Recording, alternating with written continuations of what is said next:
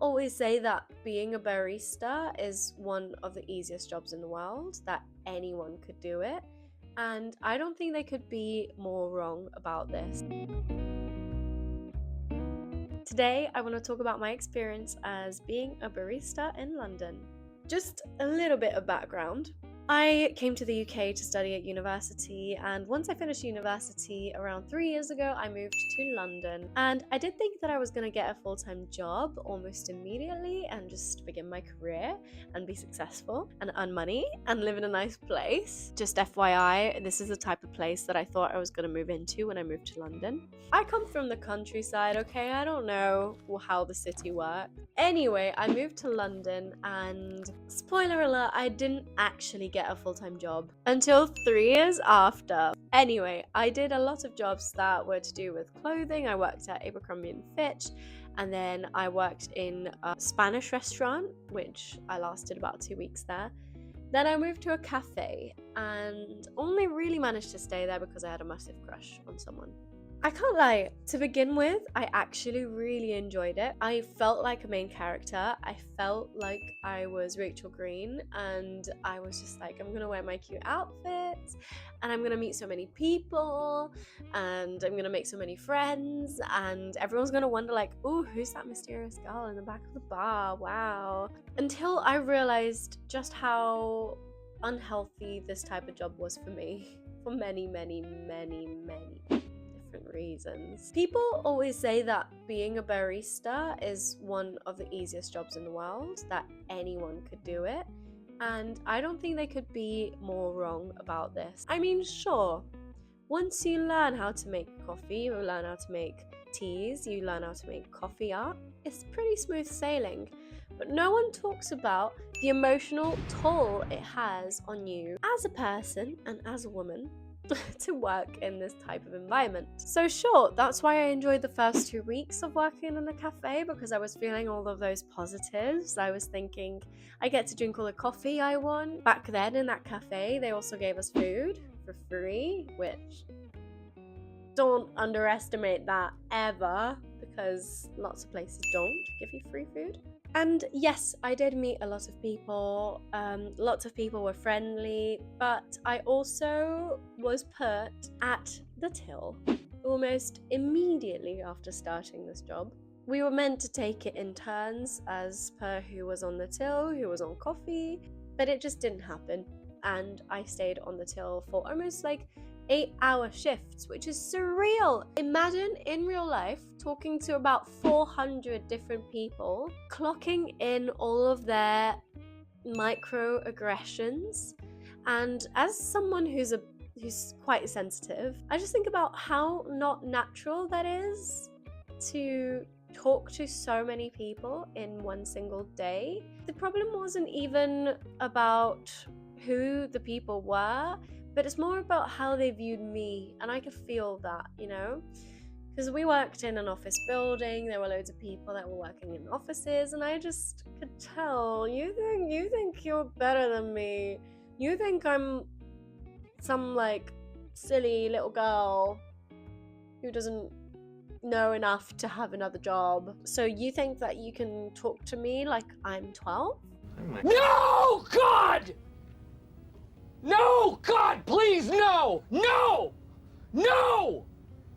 No! Incorrect! But seriously, I'd never experienced as bad anxiety as I did while working in cafes. I think the main thing for me was that as baristas, we were expected to treat everyone equally, to always smile, always be friendly, customers always right. So even if you're being yelled at, all you can do is, I'm so sorry, you're so right. You did say iced matcha, and I did make an iced latte, even though you did say iced latte, and I did confirm it with you before proceeding with the order, and you paid for it, and you said yes, fine, and then I gave you the iced latte, and you said it was an iced matcha. I am so sorry, I got it wrong, I'm so silly, I always get these things wrong. Okay, you can tell that this is a very triggering conversation for me, because I get so mad. And then I haven't even covered the weird customers yet. Because if you're a young woman and you work in a cafe, chances are you have experienced some type of weird conversation with a weird regular. Kendall's not here because she's just got the flu or something. I actually didn't have the flu. The fact is, the business and the cafes love those regulars because, yeah, they just keep coming in. Why? It doesn't matter why, but they keep buying our products. And so why would we treat them badly? Why would we tell them to leave? Even if they are harassing our female staff. Oh my gosh, I can't think about that. I don't know. So sure, there's the occasional, can I just get a coffee? What are you, deaf?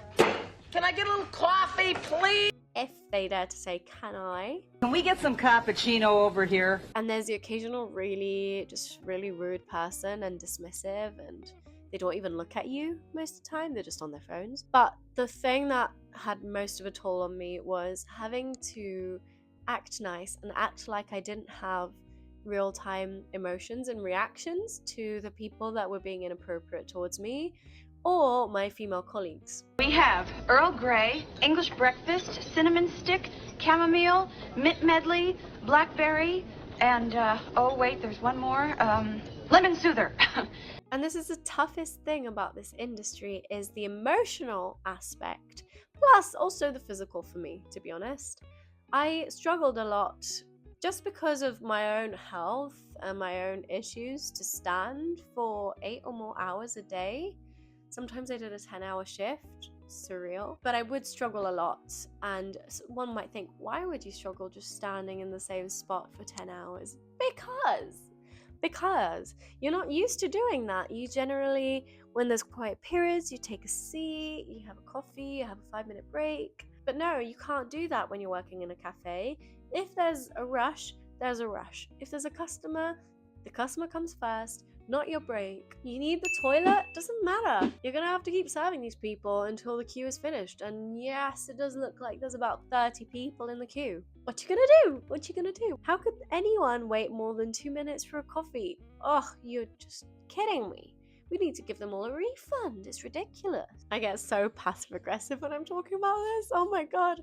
But it would just really annoy me that there is no real preparation or protection for these people, for this poor staff dealing with customers all the time. You know, you're being nice to people all day and all you get back is disrespect. Oh my god, Emily, you're complaining so much. How do you know all of this? There's literally no research. I'll give you the research. What research shows is that for many young women working in cafes and hospitality, it's not just one weird customer. It's a pattern of behavior from strangers, verbal harassment, unwanted attention, and inappropriate comments that become part of the job description. That's backed not just by anecdotes, but by surveys and studies. Exactly that. It's the fact that strangers do these microaggressions to you, or they verbally insult you or harass you, and then you don't get any of the money that comes from their order. You are underpaid, overworked, and exactly that. There's no training on how to deal with these people. There's no training on how do you handle a rude customer, because all the training there is you have to be nice, you have to act nicely, you have to reply nicely, you have to make them want to come back. So basically, business is more important than your feelings. And sure, what's new here, right? But it would be nice to know that someone's looking out for you. And also, I'd remember just finishing my shift and thinking, I have no faith left in humanity, which was so sad to realize, was that before working in a cafe, I had so much optimism about people. I liked people. I would look around and want to get to know people. And after shift, I'd have such a personality shift that I hated everyone. Everyone had to get out my way because I just kept seeing how would you treat me as a barista, and spoiler alert, it's not good. It's not well. Research into customer interactions in hospitality found 85% of workers reported verbal abuse from customers in a year.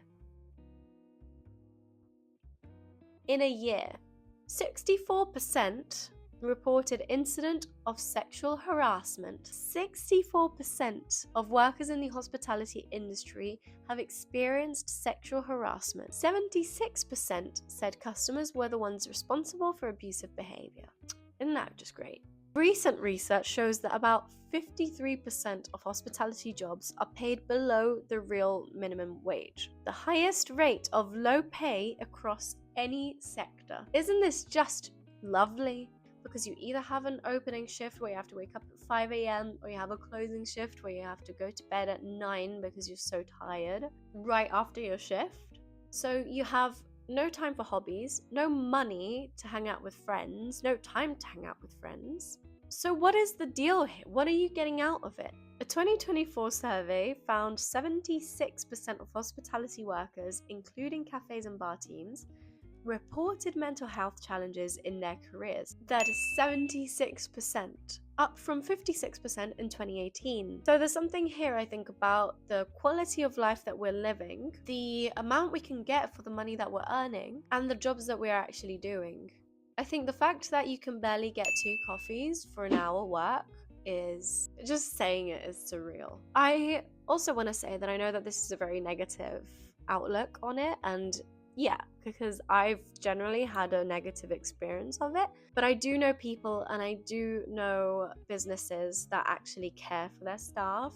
They're well paid, they get breaks, they get food, they get drinks, and they get an appropriate amount of spare time. They get to choose their shifts. It's a much more welcoming environment once you feel like you're giving a bit of rights and a bit like people are listening to you. Some cafes generally I think are lovely places to work in, but in my experience, generally I think I see myself as quite sensitive.